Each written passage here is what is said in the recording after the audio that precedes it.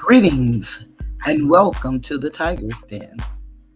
This is the voice of Cheryl, and I am Toothless Tiger. I named this one The Art of Letting Go. It took me many of years to learn that art. I had to go through counseling, lots of self-help books, conversations with others. It is some work for some of us. I admire those people that can actually let go. I don't know, I go back over my life and the relationships that I've been involved in. Some are kinships,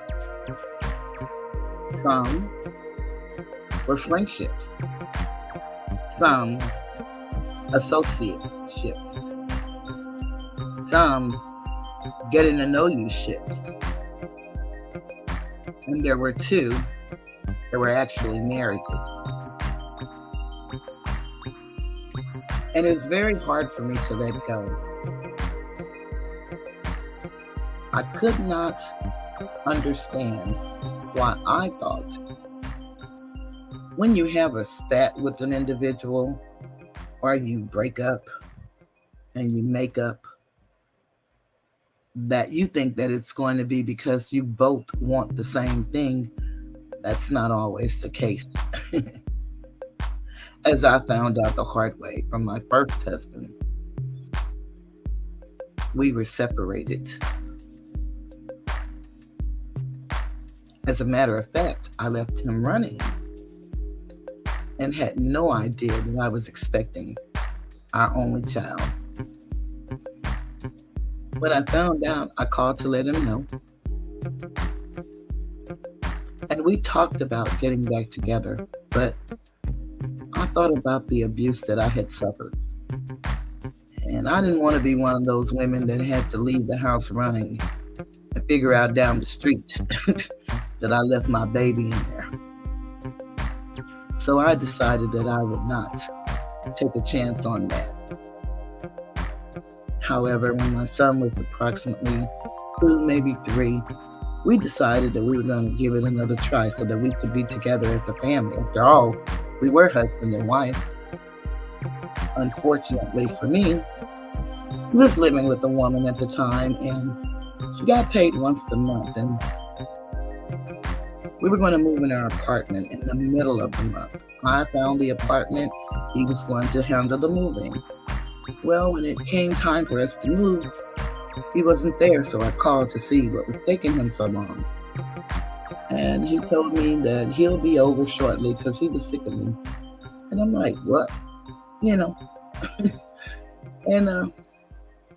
he came over and he said to me that this woman got paid once a month, and he had been with her at the beginning of the month to help her spend up her check, so he would not leave her in the middle of the month. And he would come and be with our son and I at the beginning of the next month, which was going to be July of that year. And he said, Cheryl, you're the kind of woman that a man can always come back to. But this woman, you can't. So I'm going to stay with her until the first of the month, and you can take it or leave it. And with one single tear rolling down my eye, my cheek, my chin, I told him I'd leave it. Now, that was the first time that I ever walked away from a relationship of any kind. It wouldn't be the last, but it took me a while to get there where I can actually initiate leaving a relationship that is not comfortable for me anymore. Basically, when you connect with an individual on whatever level, you have something in common and you're feeding a need that each one has. At least that's the way I see it. And again, everything that I tell you is based on my experience, what I've lived, what I've learned, and what I'm willing to share, in hopes that if you're going through something like this, then you'll know that you're not the only one, and perhaps you had some of the same feelings or maybe the same experiences. I don't know, but I'm willing. I learned a long time ago to be naked and not ashamed before anyone, because we all fall short. We think different, but do we really? A lot of us think alike. Well, I learned